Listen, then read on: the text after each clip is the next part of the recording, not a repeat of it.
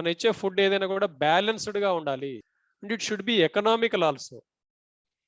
అంటే మీకు తక్కువ ఖర్చుతోటి మీరు ఇచ్చుకోగలిగినట్టు ఉండాలి. అది ఎప్పుడు ఫ్రెష్‌గా ఉండాలి. మన ఆహార పదార్థం లాగానే అనుకోండి. మనం ఏదైనా కూడా 2 రోజుల క్రితందో, 3 రోజుల క్రితందో మనం కూడా తినం కాబట్టి, ఫ్రెష్‌గా అప్పటిదప్పుడు మనం వంట చేసుకొని తింటాం కాబట్టి ఫ్రెష్‌గా ఉండాలి. కానీ ఇందులో 3 మాత్రం ఖచ్చితంగా ఉండాలి. 3 ఇంగ్రీడియెంట్స్. ఒకటి నాన్ లెగ్యూమ్స్ అంటే ధాన్యపు జాతి పశుగ్రాసము, లెగ్యూమ్స్ అంటే పప్పు జాతి పశుగ్రాసము, కాన్సంట్రేట్ ఫీడ్. ఈ 3 ఖచ్చితంగా ఉండాలి. ఇది ఫీడింగ్ స్టాండర్డ్స్ ఇది. ఇందులో సాధ్యమైనన్ని ఎక్కువ ఇంగ్రీడియెంట్స్ పెట్టండి. ఒక లెగ్యూమ్, ఒక నాన్ లెగ్యూమ్, కాన్సంట్రేట్ ఫీడ్ కాకుండా నాన్ లెగ్యూమ్‌లో మీకు ఎన్ని వేరైటీస్ కలిస్తే అన్ని పెట్టుకోండి. లెగ్యూమ్స్‌లో ఎన్ని వేరైటీస్ ఉంటే అన్ని పెట్టుకోండి. ఎన్ని వీలైతే అన్ని. ఉదాహరణకు ఒక ఎగ్జాంపుల్ చెప్తాను. మనం కూడా భోజనం చేసినప్పుడు అన్నము, చపాతీ 2 కూడా ధాన్యపు జాతికి సంబంధించినవే. కానీ 1, 2 చపాతీ తింటాము. తర్వాత అన్నం కూడా తింటాము. ఏదన్నా ఒకటే తినొచ్చు ధాన్యపు జాతి అంటే. కానీ ఎన్ని ఎక్కువగా ఉన్నట్టయితే అంత ఈజీగా తినడానికి అనుకూలంగా ఉంటుంది. ఆహారం తింటున్నప్పుడు కూడా మనకు తినాలి అనిపించే కోరిక కలగాలి. ఇవి స్టాండర్డ్స్, బేసిక్ స్టాండర్డ్స్. ఇంతకుముందు మీకు చెప్పాను 3 పదార్థాలు ఖచ్చితంగా ఉండాలి అని. అందులో నాన్ లెగ్యూము, లెగ్యూము, కాన్సంట్రేట్. ఇది దాని శరీర బరువులో 2% ఉండాలి. లెగ్యూమ్ అయితే శరీర బరువులో 1%, కాన్సంట్రేట్ అయితే 1/2 నుండి 1.5% వరకు ఉండాలి. బట్ కొన్ని లిమిట్స్ ఉన్నాయి దీనికి. అది తింటున్న మొత్తంలో 60%కి మించకుండా ఉండాలి నాన్ లెగ్యూమ్స్ అయితే. లెగ్యూమ్స్ అయితే 40%కి మించకుండా ఉండాలి. Total dry matter from roughages. Roughages ఈ 2 మాత్రమే ఇస్తున్నప్పుడు, కాన్సంట్రేట్ ఇవ్వకుండా 2 మాత్రమే ఇవ్వాల్సిన పరిస్థితి వచ్చినప్పుడు, ఇది 60% మించకుండా, ఇది 40% మించకుండా ఉండాలి. లేదు 3 కలిపిస్తున్నప్పుడు ఈ కాన్సంట్రేట్ మాత్రం 40% మించకుండా ఉండాలి. ఇక వాటర్ వరకొస్తే there is no limit. Free access ఉండాలి. Clean water, fresh water. ఇక్కడ కూడా కొన్ని తంబు రూల్స్ ఉన్నాయి. తంబు రూల్స్ ఏంటి అంటే నాన్ లెగ్యూమ్స్ ఏవైతే ఇస్తామో మనం సాధ్యమైనంత వరకు డ్రైది ఇవ్వండి, లేదా సాధ్యమైనంత as much dry as possible. Water అనేది 3 మార్గాల ద్వారా పశువుకు రావాలి. ఒకటి మేత ద్వారా రావాలి. 2 డైరెక్ట్ గా తాగడం వల్ల. మూడోది శరీరంలో జరిగే మెటబాలిక్ ప్రక్రియల ద్వారా.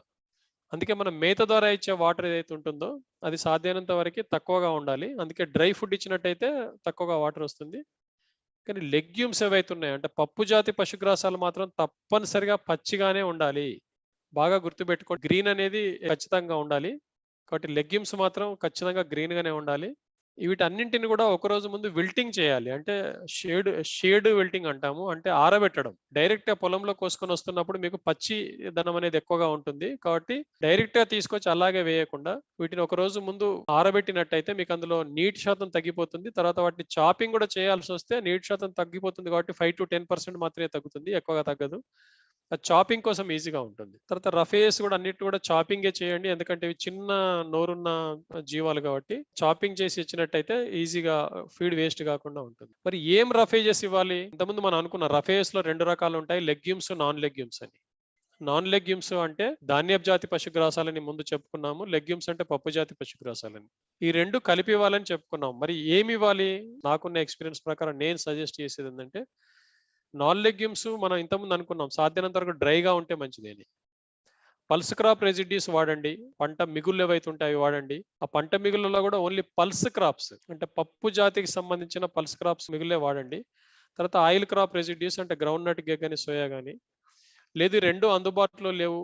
లేదు ఈ 2 కొంచెమే అందుబాటులో ఉన్నాయి. సరిపడినంత అందుబాటులో లేదన్నప్పుడు మీరు ఫాడర్ మేజ్ గాని అంటే పశుగ్రాసం కోసము తయారు కాబడిన మొక్కజొన్న గాని, లేదా పశుగ్రాసం కోసమే తయారు చేయన బాజ్రా గాని. ఈ బాజ్రాలో మల్టీకట్ బాజ్రా కూడా దొరుకుతుంది. న్యూట్రిఫీడ్ అని. మీరు ఇవి ఏవైనా తీసుకోవచ్చు. ఈ మధ్య కాలంలో సూపర్ నేపియర్ కూడా వచ్చింది. సూపర్ నేపియర్ కూడా మంచి ఫాడర్. మీరు సూపర్ నేపియర్ కూడా వాడొచ్చు.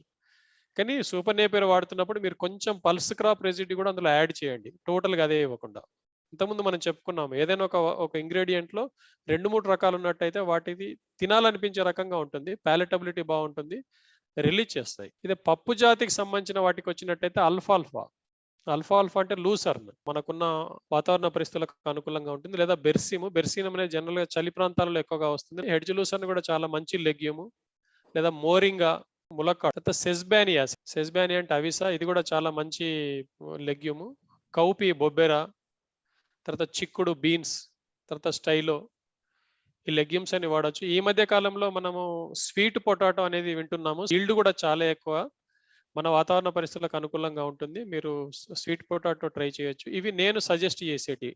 మొక్కజొన్న అంటే ఎలా ఉంటుంది? బాజ్రా అంటే ఎలా ఉంటుంది? తర్వాత పెసర చెత్త, సోయా చెత్త మీరు ఫోటోని చూసి మీరు గుర్తుపట్టొచ్చు. తర్వాత ఉలవలు, తర్వాత గ్రౌండ్ నట్స్ అంటే వేరుశనగ పంట మిగులు, తర్వాత చెనా చెత్త, కంది చెత్త, పప్పు జాతికి సంబంధించిన లూసర్న్, తర్వాత హెడ్జ్ లూసర్న్, తర్వాత బెర్సిమ్, మల్బెర్రీ వాడొచ్చు. తర్వాత కౌపీ, స్టైలో, స్వీట్ పొటాటో, సెస్బానియా అవిసా చాలా మందికి తెలిసుండొచ్చు. కానీ ఒకసారి ఫోటో చూసినట్టయితే మళ్ళీ ఒకసారి ఈజీగా గుర్తుపడతారని ఇలా కాయలొస్తాయండి. కాయలొచ్చేటియన్నీ గూడా పప్పు జాతి పశుగ్రాసాలు.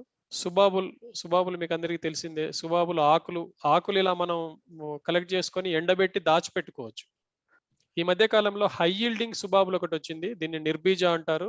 నారీ వాళ్ళు తయారు చేశారు. నారీ అంటే నింబుకార్ అగ్రికల్చరల్ రీసెర్చ్ ఇన్‌స్టిట్యూట్ వాళ్ళు. ఇది సీడ్‌లెస్ సుబాబుల్. చాలా ఫాస్ట్ గ్రోత్ వస్తుంది ఇందులో. తర్వాత లీవ్స్ ఆఫ్ షెమి ట్రీ అంటే జమ్మి చెట్టు. జమ్మి ఆకులు. తర్వాత వేపాకు మీకు తెలుసు. చిన్న పిల్లలకు వేపాకు ఇవ్వచ్చు. తర్వాత తుమ్మకాయ. మన దగ్గర గూడా డిసెంబర్, జనవరి సంక్రాంతి టైంలో తుమ్మకాయ వస్తుంది. తుమ్మకాయ గూడా కలెక్ట్ చేసుకోగలిగితే స్టోర్ చేసుకోవచ్చు. ఎమర్జెన్సీలో మంచి ప్రోటీన్ సోర్స్ ఇది. ఆ రఫేజియస్ పార్ట్స్ 2 అయిపోయిన తర్వాత మూడో ప్రధానమైన భాగం ఏంటిది అంటే ఫీడింగ్‌లో కాన్సంట్రేట్ ఫీడ్. ఈ కాన్సంట్రేట్ ఫీడ్ అనేది గ్రోయర్స్ కోసం, పెరిగే వాటి కోసము, తర్వాత ప్రెగ్నెంట్, లాక్టేటింగ్ వాటి కోసము నేను ఒక ఫార్ములా ఇచ్చాను. ఇది కొన్ని న్యూట్రిషన్ బుక్స్‌లో తీసుకొని యావరేజ్‌గా చేసింది. అంటే మన దగ్గర అందుబాటులో ఉన్న ఇంగ్రీడియెంట్స్‌ని బట్టే చేశాను. ఈ మొదటిది సీరియల్ గ్రెయిన్ అంటే ధాన్యపు జాతికి సంబంధించింది మొక్కజొన్న గాని, జొన్న గాని అటువంటివి తీసుకోండి. బ్రాన్ అంటే మీకు తెలుసు తౌడు, వరి తౌడు గాని, గోధుమ తౌడు గాని. కేక్ అంటే వేరుశనగ చెక్కకి సంబంధించింది గాని, లేదా సోయాబీన్‌కి సంబంధించింది గాని. తర్వాత బ్రోకెన్ పల్స్ అంటే మన పప్పుల పరం.